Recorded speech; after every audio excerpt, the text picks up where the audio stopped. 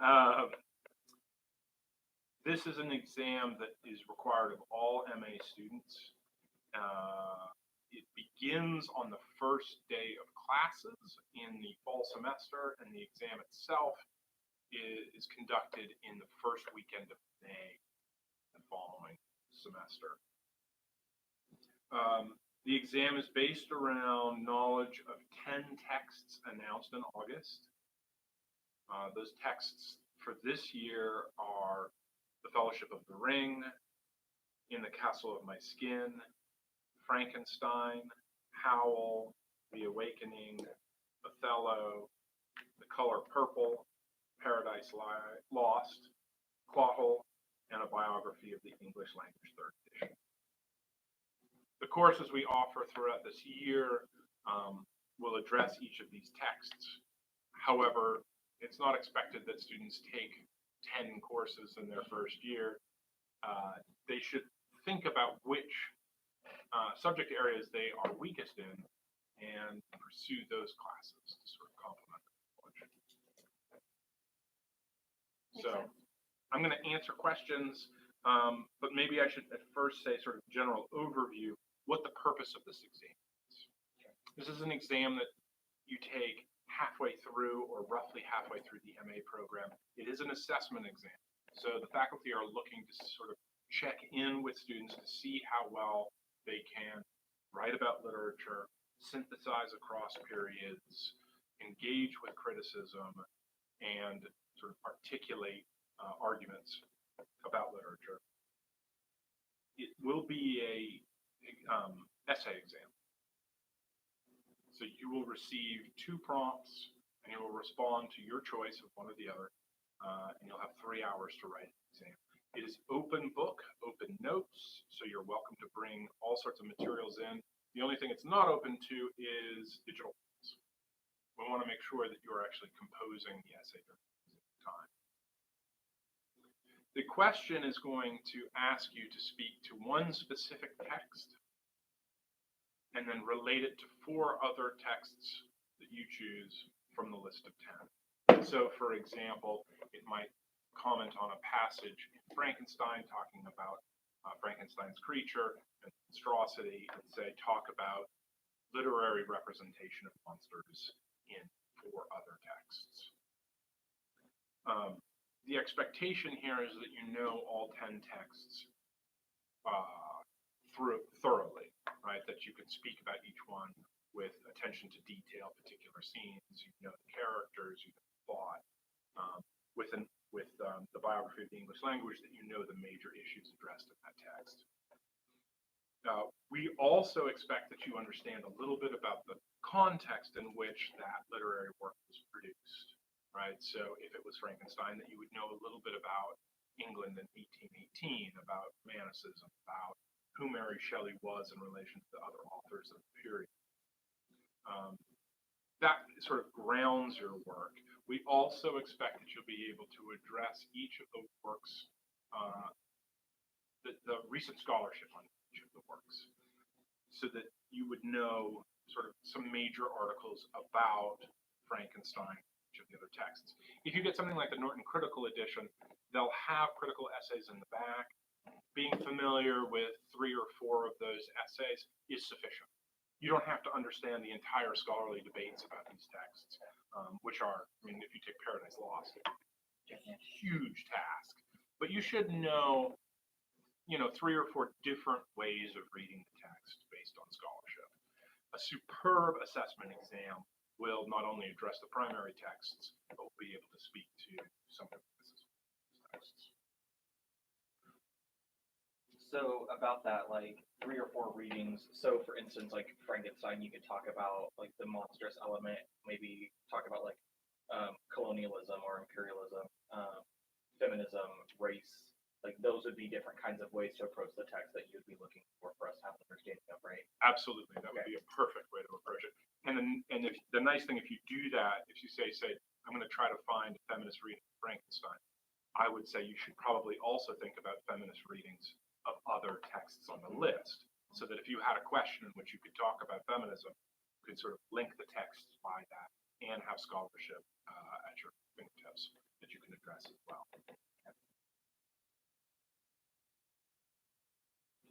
You're going to be evaluated on this exam on sort of two levels. On the one level, it's going to be subject material content evaluation, right? How well can you talk about Othello? Are you familiar enough with Shakespeare that you can speak intelligently about Othello? The second level, of course, is just can you handle writing at the graduate level, moving between primary and secondary texts, synthesizing arguments about literature. The first aspect of the evaluation is important because that is where we're going to be able to use this exam to advise you in your second program, right? So that if you start talking about Shakespeare and it's evident that you're stumbling, we're going to require you to take a course in English Renaissance, right?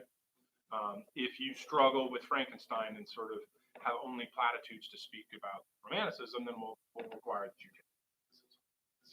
This is not a hard and fast rule, right? If you struggle with several things and then we're not offering courses in these areas, we'll work with you. So this is really to empower you going forward.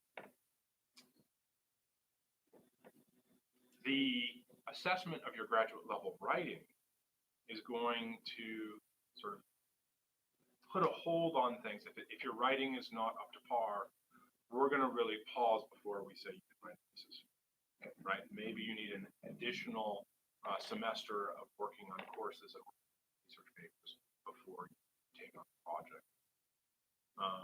I don't anticipate that. I anticipate that most of our students will sail through this exam, but it's a way to sort of check in on your progress. That assessment will be done by 3 faculty members, right? And you'll get the results of those. There'll be rubrics and you'll see the rubrics. And in fact, I'll share the rubrics with everybody in advance of taking the exam. So just so you know what you're being done. That assessment also will be used to determine who gets GA-ships. If you're applying for scholarships in the university, they require to rank our students. This exam provide that ranking. However, none of this should really concern you, right? Really what you should be foremost thinking about is mastering these 10 texts, working with other graduate students, talking with them about what they're learning. If, for example, you are not taking Professor Hill's class on the Inklings, finding out how do scholars actually engage with Tolkien, rather than just having a popular engagement with it, what is the academic engagement with it, talking to students from that class would be helpful, right? Working collaboratively in this way, I think is a very productive endeavor. I have a question about, it slipped my mind about what the question was about. I guess how quickly will we get our scores and ranks from exam? You're not going to receive your ranking unless you're in the top 2 positions. Okay. So that'll be, I mean, that's really the only ones that matter. And we're trying to get a confident grant. that won't be us. Yeah. We're trying to get a grant associated with it, so that if you actually are in the top 2, you'll get a 5% tuition. So that just as a little bonus. We're still working on that. But it should be only about 2 weeks. I would say 2 weeks at the outside to organize the assessment. Okay. Now, because of the nature of this, right, that you're writing about 5 texts that span all different literary periods, both American and British, as well as world literature, pretty much any faculty member should be able to assess these. Yeah. Right. So I don't foresee any delays.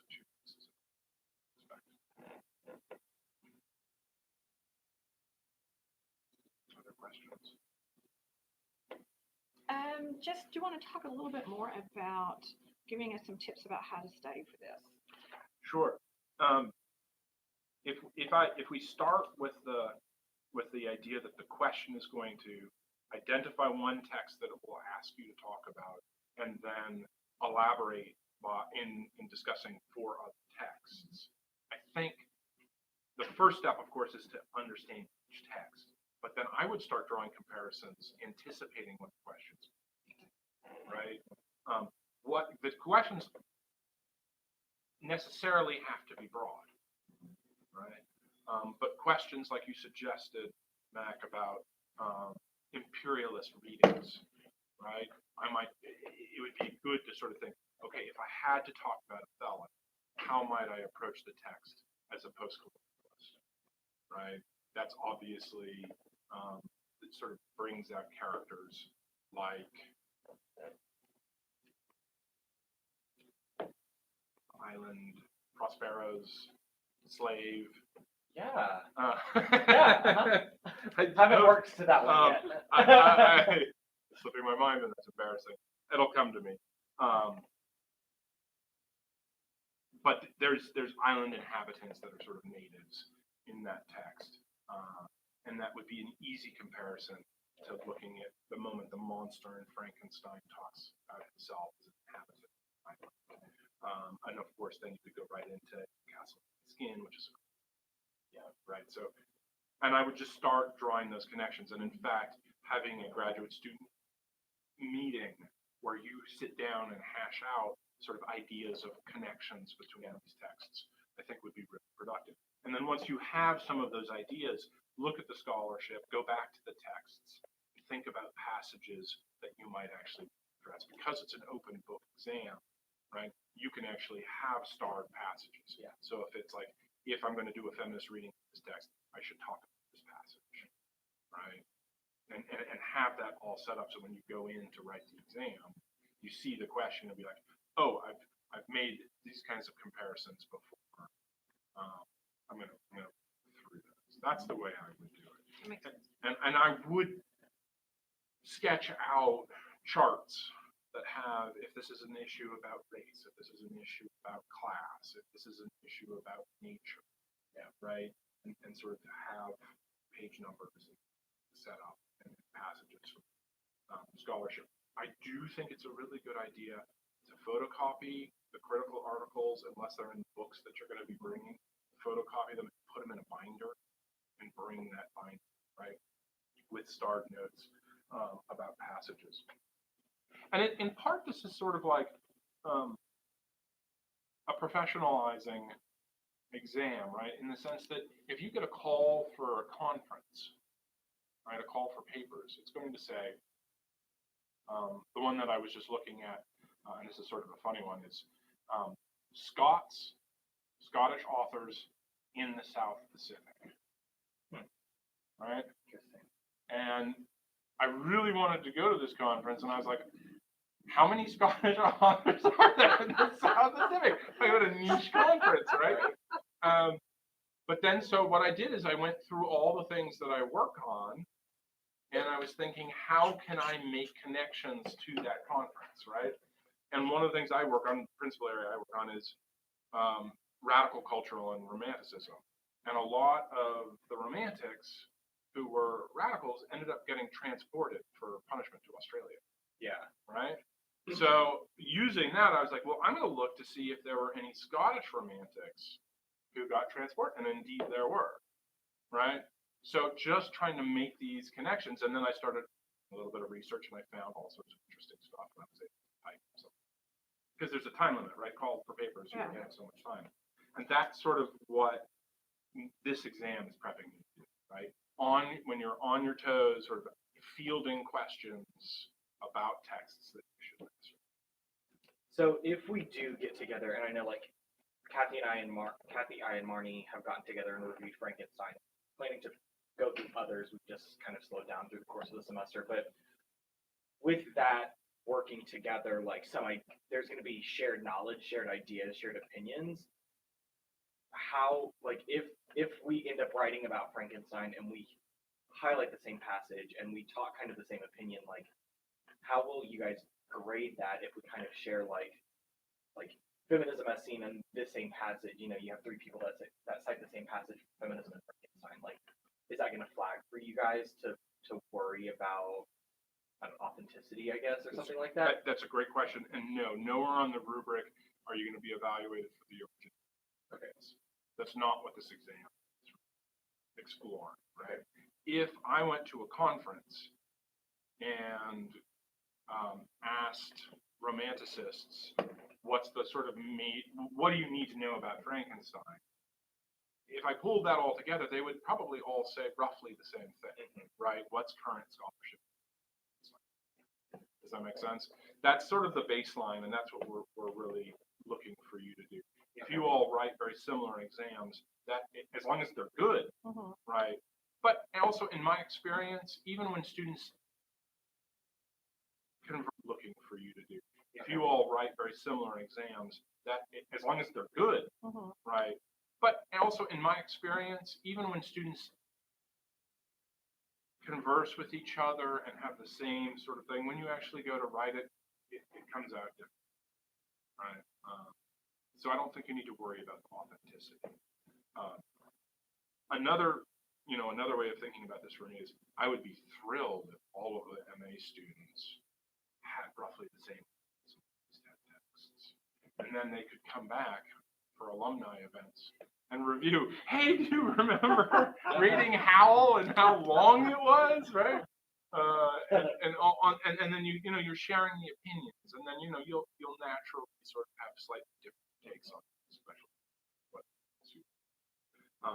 But I think that would be, and it's also just good to have that kind of culture of collective scholarship.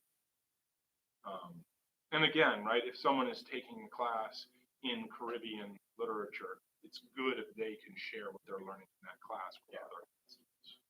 Right? Just increases the opportunity. Okay, now more about nuts and bolts. How will we be taking this exam? Will it be handwritten? Will it be on a computer? It will be on you'll get a laptop, a department laptop.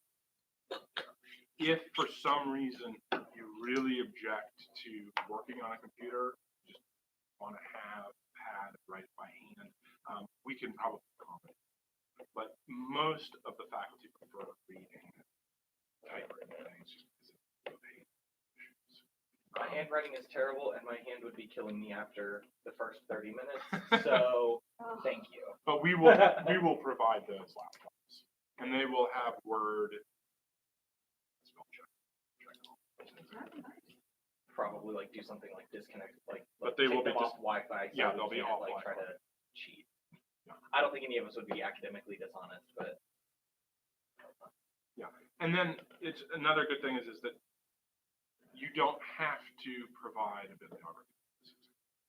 okay. Right. But at the same time, you still need to cite the names of the critics that you're using. Okay. Right. Because it So is as open we're book. pulling our scholarship out using a certain article. I would just type it, such and such says in this article. Okay. Right. And I think rhetorically, if it's a recent article, it's nice to include the date.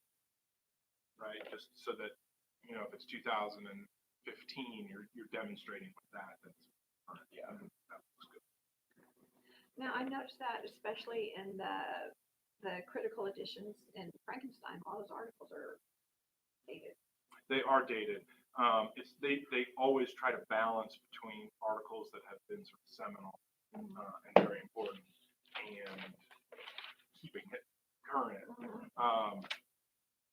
Again, I think any of those articles are fine to use. Okay. Right, they're still deemed to be very important readings of the text. Okay. All right. That's good. So we can reach back if they're these seminal, Yes. foundational articles that people have built on. Okay. Yes. Like I know I'm writing a paper on the color purple, and so I've done a lot of research on that, and a lot of research that I've found, I've been able to get some really current research in scholarship, but a lot of it is also dating from the 80s, but that's because that's in like direct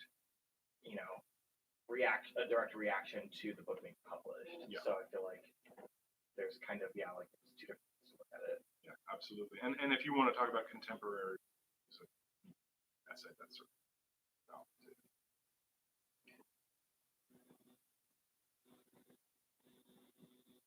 another question. I just feel like I'm going to be coming into this exam with my trolley. Yeah, me too. Yeah. I'm gonna have to. I've got like a 3-ring binder, and I've only done research on Frankenstein and the color, and that binder is already pretty full. So I'm gonna have to pare down and get another binder. This is your 3rd binder. Yeah. Well, yeah, because we have 3 hours, right? So you can't just have gads of information on, No, you on have to RTM. have, and You I'm have trying to to have the best of pull the best. different views of it too. Yeah, Like, I've got feminism in The Color Purple. I've got the race. I've got, you know, yeah, the unnatural and capitalism and nationalism. And right, and have it all underlined and just ready to plug into. Like that. This is, you know, I mean, for me, it's really exciting because it means that in the future, when you go out and someone asks you a question in literature, Yep.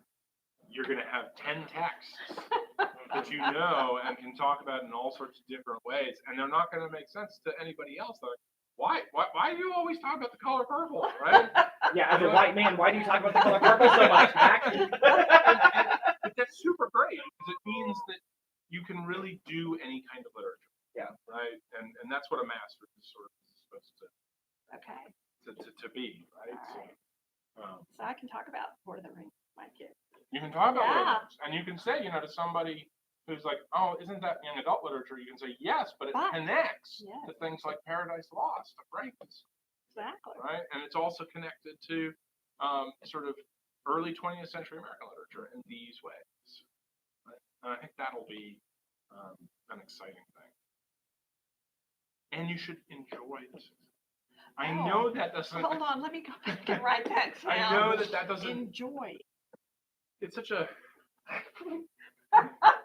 It's such a strange thing. I remember when I went and I did my oral examination, I was so nervous and stressed out. And one of my professors said to me that, you know, it's a rare opportunity that people are going to listen to you this intently for Yeah. a full hour. And you really get to show off what you've done, right? So the way to really prepare for this exam is to think, I want to be in that exam just writing as fast as I can, showing everything off that I've done. And then if you do that, then you'll still be stressed. Yeah. Oh, okay. Yeah, I can feel the stress already. Yes.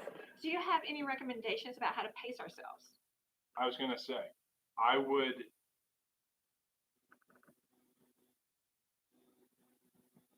you know, in the beginning you had 10 months and 10 texts. So a month per text is probably a good idea. If you're spending more time, we overemphasize Frankenstein because of all the Frankenstein stuff. I would be thinking we have about what till May, 6 months. I would think about first off just over winter break would be a good time to do 2 or 3, right?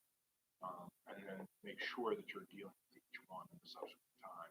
You're going to want to sometime about a month before the exam to review everything, Right. to sit down and start organizing thoughts because Frankenstein by that point is a bit big, or the text you do next.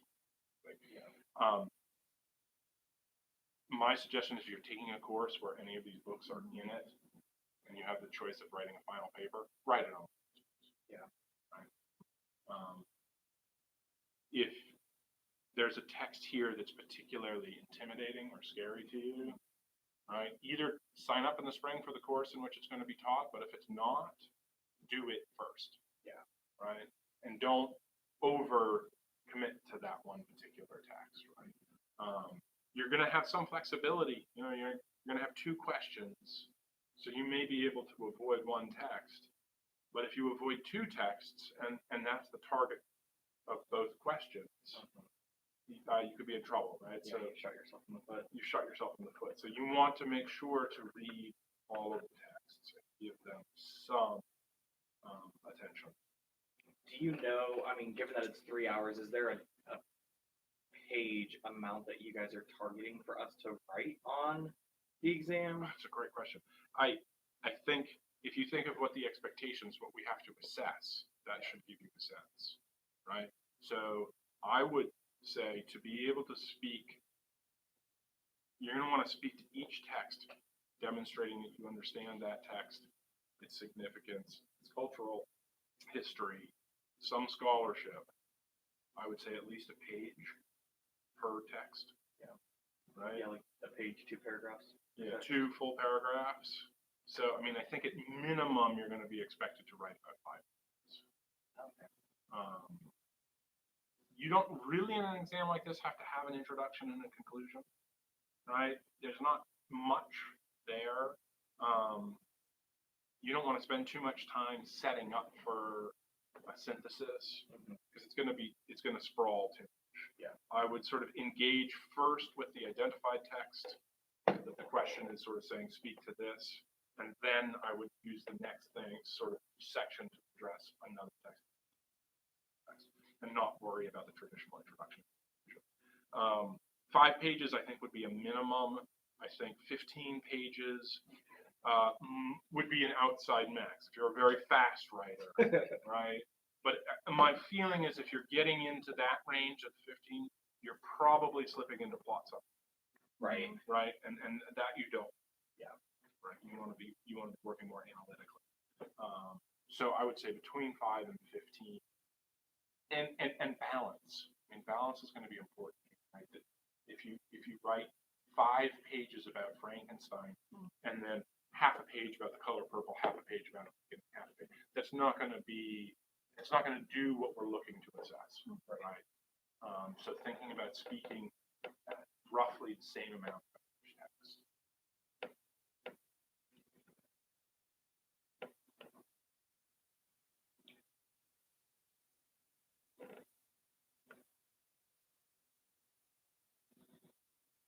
We'll have more events too in the spring.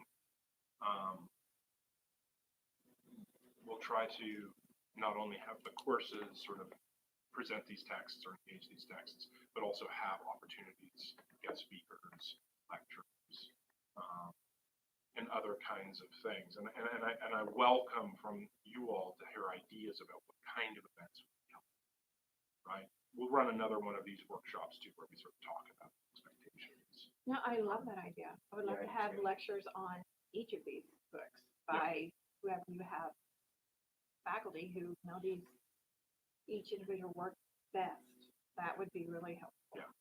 Yeah, I would love that. And get started. Well, I guess next semester. Next semester, yeah. Yeah. Well, we've had some lectures on Frankenstein last night. We There was a have. lecture, a discussion of the Fellowship Spring. But hopefully in the spring we'll be able to do Yeah, so. that would be great. Also, it'd be nice to have a heads up a little bit sooner. Of Instead of the of things the coming events. up. Yeah. Yeah. Yeah. Because too often it's too late. Yeah. So just to have it sooner so we can Plan. schedule it. Absolutely. That'd be great. We'll work on January for probably. Yeah, that'd be super. Okay. Sounds good.